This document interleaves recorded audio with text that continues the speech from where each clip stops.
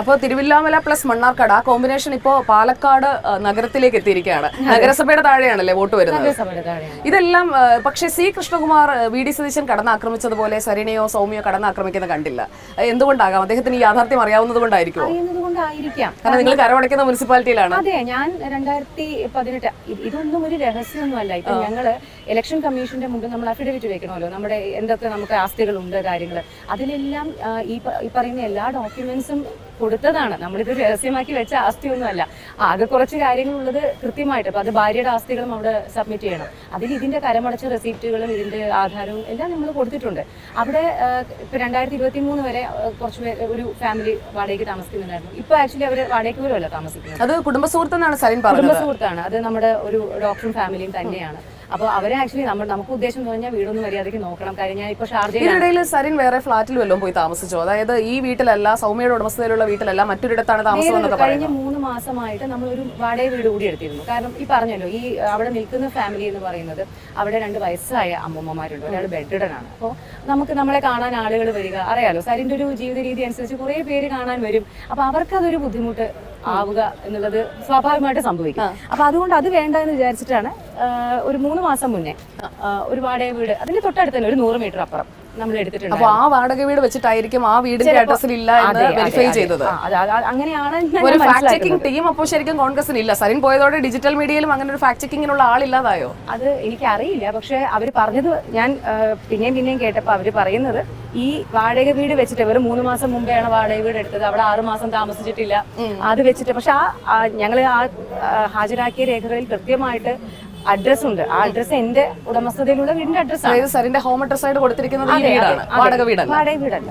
അപ്പൊ അതുപോലും പരിശോധിക്കാതെയുള്ള ഒരു ആരോപണമാണ്. അപ്പോൾ അതിന്റെ ഒരു ഗൗരവം ഈ തെരഞ്ഞെടുപ്പ് കാലത്ത് വളരെ കൂടുതലാണ്. കാരണം സ്ഥാനാർത്ഥിയുടെ ഭാര്യയുടെ ഒക്കെ ഒരു സത്യസന്ധതയാണ് അവിടെ ചോദ്യം ചെയ്യുന്നത്. അത് ഈ തെരഞ്ഞെടുപ്പിൽ ഏതെങ്കിലും തരത്തിൽ തിരിച്ചടിയാവും? അല്ല, അതിനേക്കാൾ കൂടുതൽ ആക്ച്വലി നമുക്കിപ്പോ വാർത്താ സമ്മേളനം കണ്ടവർക്കും അറിയാം. സരിൻ കുറച്ച് വികാരപരമായിട്ട് സംസാരിച്ചു. അതിന്റെ കാരണം എന്ന് പറഞ്ഞു കഴിഞ്ഞാൽ ചില ആളുകൾ മനഃപൂർവ്വം ഇതേ ഇരട്ട വോട്ടാണ് ഇവിടുത്തെ മെയിൻ ആയിട്ടുള്ള പ്രശ്നം എന്നാണ് ഞാൻ മനസ്സിലാക്കുന്നത്. അതായത് 2 മണ്ഡലങ്ങളിൽ വോട്ടുള്ളവരാണ് പലരും. അപ്പൊ അതുമായിട്ട് നമ്മുടെ പ്രശ്നം കൂട്ടിക്കെട്ടാൻ, അതായത് ആ സമയത്താണ് വാർത്ത വന്നത്. ഞങ്ങൾ തന്നെയാണ് ആ വാർത്ത പുറത്തു കൊണ്ടുവന്നത്. മലമ്പുഴ മണ്ഡലത്തിൽ വരുന്ന കൊടുമ്പ് പഞ്ചായത്തിലുള്ളവരെ പാലക്കാട് മണ്ഡലത്തിലെ കണ്ണാടിയിൽ കൊണ്ടുവന്ന് ചേർത്തിരിക്കുകയാണ്. അടുത്തടുത്തുള്ള പഞ്ചായത്തുകളാണ്. അപ്പോൾ അതും ഇതും കൂടി ചേർത്ത് വെക്കുന്ന തരത്തിലാണ് അത് വ്യാഖ്യാനിക്കപ്പെട്ടത്. അതാണ് നമ്മുടെ വ്യാജ വോട്ട് പോലുമല്ല, എന്നിട്ട് ഇരട്ട വോട്ടുമായിട്ടാണ് നമ്മുടെ കാര്യത്തെ. ശരിക്കും മണ്ണാർക്കാട് നിന്നുള്ള വോട്ടൊക്കെ മാറ്റിയതല്ലേ? എന്നോ മാറ്റിയതാണ്. കാര്യം മണ്ണാർക്കാടുള്ള വോട്ട് ഒറ്റപ്പാലത്ത്, ഞങ്ങൾ എത്രയോ വർഷമായിട്ട് ഒറ്റപ്പാലത്ത് താമസിച്ചിട്ടുണ്ടായിരുന്നു. സരിന്റെ അച്ഛന്റെ ചികിത്സ ഒറ്റപ്പാലം താലൂക്ക് ഹോസ്പിറ്റലിൽ വെച്ചായിരുന്നു. അച്ഛൻ ക്യാൻസർ പേഷ്യന്റ് ആയിരുന്നു. അച്ഛൻ മരണപ്പെട്ടു.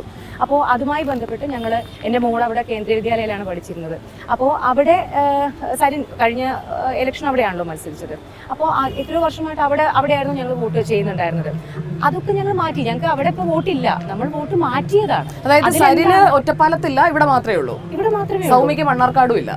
ഇപ്പൊ നമുക്ക് ഇവിടെ മാത്രം. ഞങ്ങൾ പ്രശ്നം അതാണ് എനിക്കും അറിയാത്തത്. പക്ഷെ ഇതെല്ലാം പറഞ്ഞതിന് ശേഷവും അവിടെയുള്ള ചിലർ അത് മനഃപൂർവ്വം ചോദിച്ചതാണെന്ന് കൃത്യമായിട്ട് എനിക്ക് മനസ്സിലായ കാര്യമാണ്. അവർ ഇതിനെ ഇക്വേറ്റ് ചെയ്യുന്നത് ഇരട്ട വോട്ടുള്ള ഏതോ BJPയുടെ, എനിക്ക് അതിന്റെ പൂർണ്ണമായിട്ടുള്ള കാര്യങ്ങൾ അറിയില്ല, BJPയുടെ ഏതോ ലീഡറിന് BJPയുടെ ജില്ലാ പ്രസിഡന്റിന് പട്ടാമ്പിയിലും ഇവിടെ ജില്ലാ കമ്മിറ്റി ഓഫീസിൽ 1 വർഷമായിട്ട് താമസിക്കുന്നതുകൊണ്ട് ആ അഡ്രസ്സിൽ ഇപ്പോൾ വോട്ടുണ്ട്. അപ്പൊ ഈ മണ്ഡലത്തിൽ വോട്ടുണ്ടെന്നുള്ളതാണ് പ്രശ്നം. പട്ടാമ്പിയിലും വോട്ടുണ്ട്. അതല്ലേ ഇരട്ട വോട്ട്? ഞങ്ങൾക്ക് ഈ പറയുന്ന ഒരു സ്ഥലത്തും ഞങ്ങൾക്ക് വേറെ വോട്ടില്ല. ഞങ്ങൾക്ക് പാലക്കാട് മാത്രമേ വോട്ടുള്ളൂ. ഇതിലെന്താണ് നിയമപരമായിട്ട് പ്രശ്നം എന്ന് എനിക്ക് മനസ്സിലായില്ല. ഇത് പറഞ്ഞിട്ടാണ് അവർ നമ്മളെ അനാവശ്യമായി. ഞാൻ ഒറ്റ കാര്യം ചോദിച്ചോട്ടെ, ഇനി ഈ വോട്ട് മാറ്റുമോ? കാരണം സരിൻ മത്സരിക്കാൻ പോകുന്ന സ്ഥലത്തൊക്കെ വോട്ട് മാറ്റുന്നു എന്നാണ്. നമുക്ക് ഓരോ സ്ഥലത്തും പോയിട്ട് വീട് വാങ്ങാൻ പറ്റുമോ? ഇത് ആകെ ഞങ്ങളുടെ ഉടമസ്ഥതയിലുള്ള അല്ലെങ്കിൽ ഒരേ ഒരു പാലക്കാട്ടെ വോട്ടറായിരിക്കും. ഇനി ആർക്കും ഒരു സംശയം വേണ്ട, ഡോക്ടർ സൗമ്യ സരിൻ പാലക്കാട്ടെ വോട്ടറായിരിക്കും, സൗമ്യയുടെ സ്വന്തം വീടിന്റെ അഡ്രസ്സിൽ. അതെ. ഈ വീട് എനിക്ക് ഉള്ളിടത്തോളം കാലം, ഞങ്ങൾ ഇവിടെ താമസിക്കുന്നിടത്തോളം കാലം ഞങ്ങൾ ഇവിടുത്തെ വോട്ടർ തന്നെയായിരിക്കും. പിന്നെ ഇതൊക്കെ ഒരു പൗരന്റെ മൗലിക അവകാശമല്ലേ. ഇപ്പോൾ നാളെ എന്തെങ്കിലും ഭാവിയിൽ എനിക്ക് വേറെ എങ്ങോട്ടെങ്കിലും മാറേണ്ടി വരികയാണ്, ഞാൻ ഈ വീട് വിൽക്കുകയാണ്, ഞാൻ വേറൊരു സ്ഥലത്ത് സെറ്റിൽ ചെയ്യാൻ ഞാനിപ്പോൾ ഷാർജയിലാണ് താമസിക്കുന്നത്. ഇനി തിരിച്ച് 4-5 വർഷം കഴിയുമ്പോൾ എന്താണ് അവസ്ഥ എന്ന് നമുക്കറിയില്ല. അതിനനുസരിച്ച് ചിലപ്പോൾ നമുക്ക് മാറ്റേണ്ടി വന്നേക്കാം. ഇതൊക്കെ ഇതിനാണല്ലോ ഇതിനുള്ള പ്രൊവിഷൻ, നമുക്ക് വോട്ട് ചേർക്കാനും വോട്ട് മാറ്റാനും ഒക്കെയുള്ള അധികാരങ്ങൾ അല്ലെങ്കിൽ അവകാശങ്ങൾ നമുക്ക് ഇലക്ഷൻ കമ്മീഷൻ തരുന്നത്. അതിൽ നമ്മൾ നിയമപരമായിട്ടാണ് കാര്യങ്ങൾ ചെയ്തെങ്കിൽ എന്താണ് ഇത്ര പ്രശ്നം എനിക്ക് മനസ്സിലാവുന്നില്ല. ഈ ഒരു ടെൻഷൻ ഒരുപക്ഷെ ഈ കോൺഗ്രസിനെയും അതുപോലെ തന്നെ BJP-യെയും CPM-നെയും ഒക്കെ അങ്ങോട്ടും ഇങ്ങോട്ടും കടന്നാക്രമിക്കുന്ന ഒരു രാഷ്ട്രീയ ആക്രമണം ഉണ്ടല്ലോ. അപ്പൊ ആ രാഷ്ട്രീയ ആക്രമണത്തിന്റെ ഭാഗമായിട്ട് ഒരുപക്ഷെ ചെയ്തതായിരിക്കാം.